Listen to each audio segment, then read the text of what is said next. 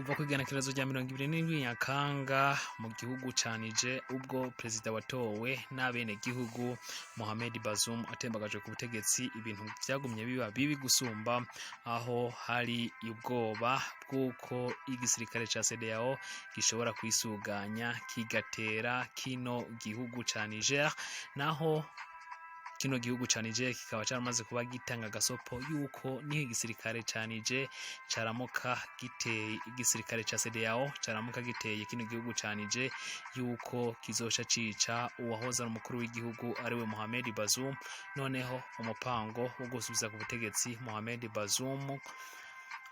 babanje gukuraho uwatembagaje ubutegetsi uzobe upfuye. Hakiyongeraho yuko muri kino gihugu habandanya haba ihangana ridasanzwe hagati y'ibihugu by'ibihangange Uburusiya hamwe na Leta Zunze Ubumwe za Amerika, aho bamwe batabona kumwe, mu gihe ku rundi ruhande igihugu c'Ubufaransa naco camaze kwinjira mu gakino, ndetse coco cemeza yuko gishigikiye vyeruye ibihugu bigize CEDEAO vyo gutera kino gihugu ca Niger. Ikaze turabira hamwe kubigenda bivugwa na cane cane muri kino gihugu ca Niger, ariko kandi no muri rusangi mu gice c'uburengerazuba bw'umugabane wa Afrika, aho twibanda cane cane mu bihugu bigize CEDEAO. Ikaze subscribe nimba utarabikora, nakanyekeza ko kubikora kugira ngo amakuru atandukanye uze urayaronkera ku gihe.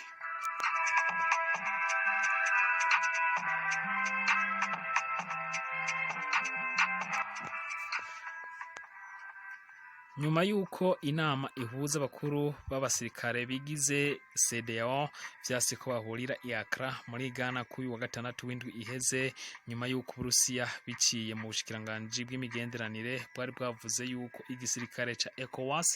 canke se ca ECOMOG nibaramuka bateye igihugu ca Niger bizotuma haba intambara ndende ndetse ikamenekamwo amaraso menshi, ndetse bishobora guha n'imigwi yitwaje ibigwanisho kandi na myinshi muri kano gace kwisuganya no kubandanya bonona vyinshi mu bice bigize Sahel. Kuri wa kane igenekerezo rya 17 n'uyu wa gatanu igenekerezo rya 18 Nyakanga vyitezwe ko bahurira i Accra muri Ghana kugira bige operation yo gutera Niger, uko izogenda, uburyo izokoreshwa n'ibindi.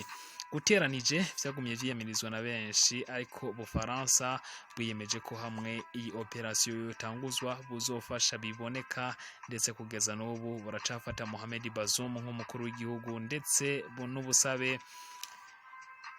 bw'abasirikare batembagaje ubutegetsi bwa Niger bwo gukura ingabo mu gihugu bisa nkaho batabwumvise. Macron yagize ati abasirikare bacu bari ngaho kugira bakingire inyungu zacu. Ubufaransa nico gihugu cacukura ubutare bwa uranium buciye muri sosiyete ya Orano, ibigatuma ibice 15 vya uranium yakoreshwa mu gihugu c'Ubufaransa yava muri kino gihugu, naho ibice 25 bikaba vyashogwa mu bihugu vy'ubumwe bwa Buraya. Kuri ibi bituma Ubufaransa buhora bwifuza kugenzura iki gihugu gifise ubutare bwinshi bufasha igihugu cabo gusumba uko bafasha kino gihugu nyene ubwabo. Nk'akarorero, kuva heza imyaka 33 ubutare bwa uranium bucukurwa n'Ubufaransa, nta na barage n'imwe canke se nta n'urugomero na rumwe bigeze bubaka muri kino gihugu. Iyi akaba ari imwe mu mvo canke akaba ni nayo mpamvu ku butegetsi bwa gisirikare burongowe na Abdurrahman Chiani nk'igihugu burongowe na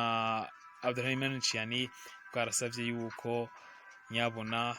kino gihugu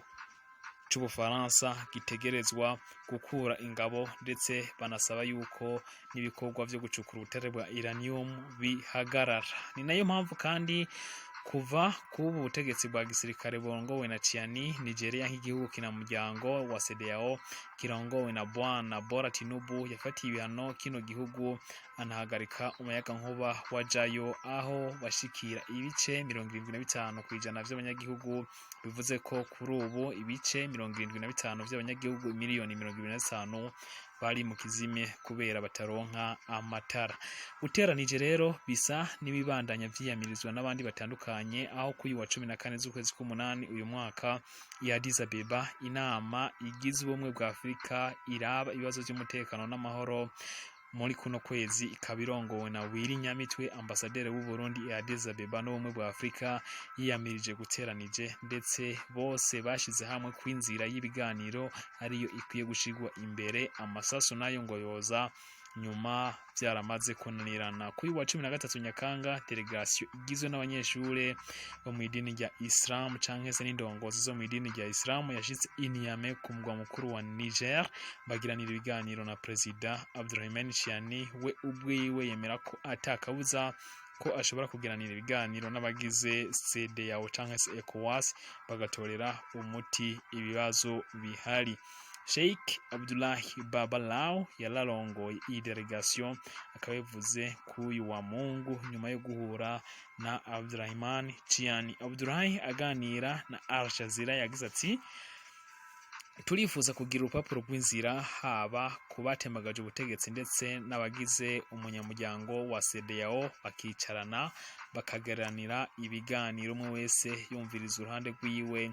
umwe wese kandi yumviriza uruhande rwiwe, hama amahoro akongera akagaruka mu gace tubayemo.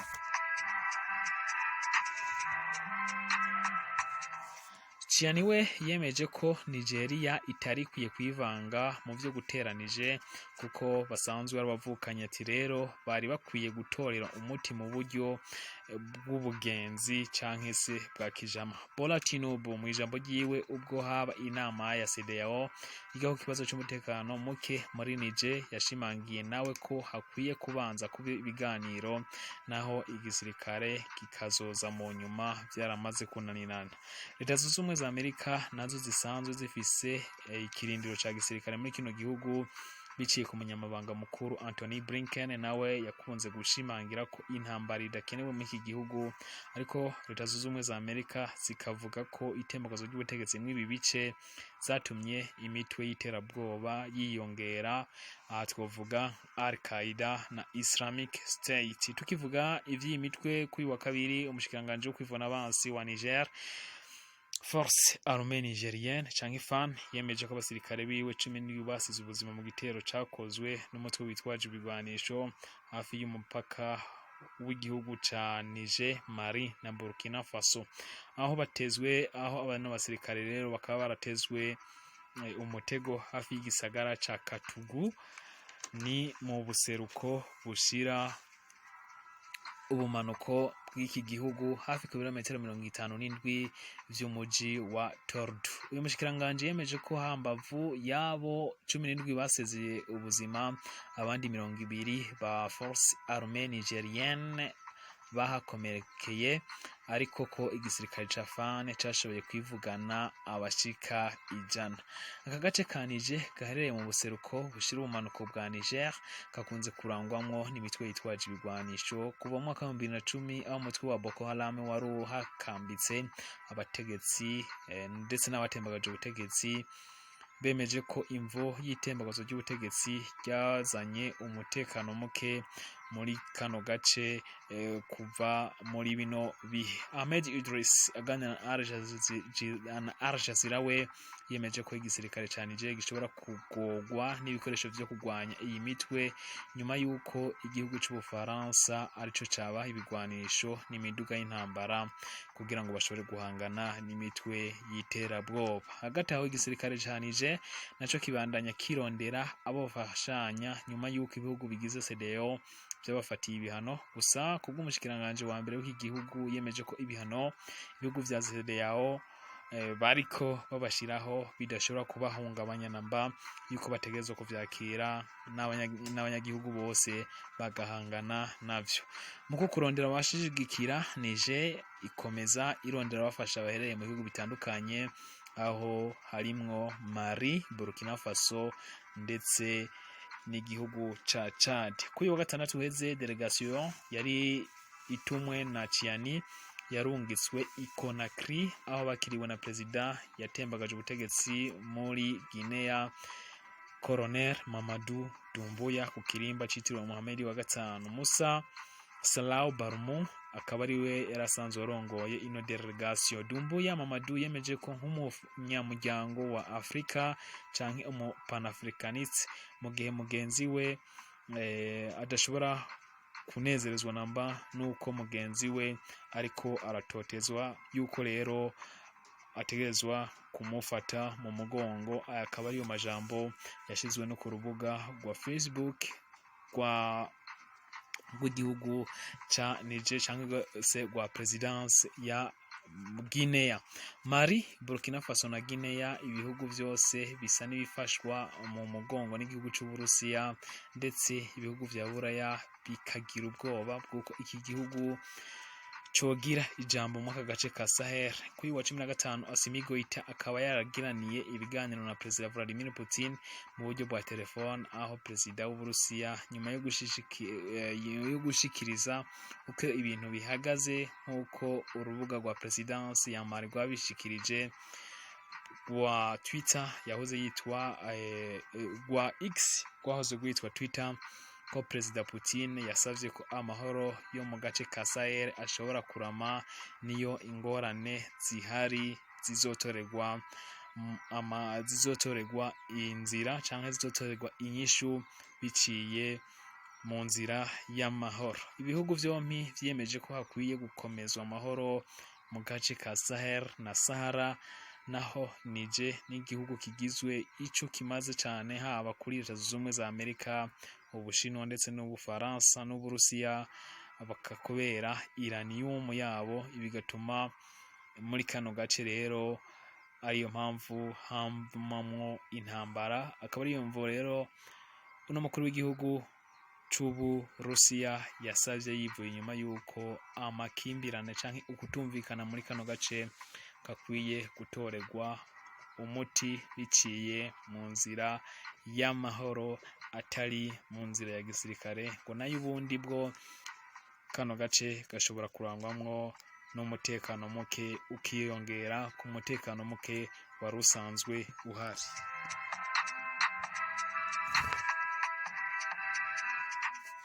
Kuva itembagazo ry'ubutegetsi riba, Putin n'Uburusiya bwagumye busaba ko hokongera kugarukanwa ibwirizwa shingiro rya kino gihugu rigakurikizwa. Gusa umutwe wa Wagner wasavye ko witeguye kuhagera ugatanga umusada mu bibazo by'umutekano muri kino gihugu, nk'uko bariko babikora muri Mali ndetse no muri Burkina Faso, aho bivuga yuko batanguye kubakorera. Reka turangirize ko kuri wa 14 Nyakanga ubutegetsi bwa Abdurrahman Chiani bwiyemeje ko bugiye gukurikirana mu mategeko y'imbere mu gihugu ndetse na mpuzamakungu Perezida Bazoum kubera ubuhemu no kugambanira umutekano muke muri kino gihugu cha Niger. Aya majambo akaba yasomwe n'umuvugizi w'ubutegetsi Colonel Major Amadou Abdrahman kuyu wa Mungu, naho kukuba ibihugu byo mu burengero bivuga ko amagara yiwe atifashe neza nyuma yuko umuganga muvura yoba yaragiyeyo aza abeshuza n'amakuru, ahubwo ngo yasanze we n'umuryango wiwe bameze neza ata kibazo na kimwe bafise. Abdrahman we akaba yemeza ko ibihano ibihugu vya ECOWAS vyashiriyeho Niger ari ibihano ataco bimaze, ndetse ari ibihano ataba umuntu na bukeyi burimwo, ngo kuko biriko biranonuza abene gihugu, aho kuri ubu ndetse batanguye kubura imiti, ibiribwa ndetse n'umuyaga nkuba. Kuba Idris Ahmed, umunyamakuru wa Al Jazeera uganira n'iki kinyamakuru ari Katsina ni hafi ya Niger mugani mu gihugu ca Nigeria, yemeje ko bino bihano vyashiriweho igihugu ca Niger bishobora kunonoza buno butegetsi, ndetse yuko inzira y'ibiganiro ariyo yari ikwiye kubaho, kuko ibi bituma abenegihugu bandanya babaho mu buzima atari bwiza. Reka tubashimire ko mwabanye natwe.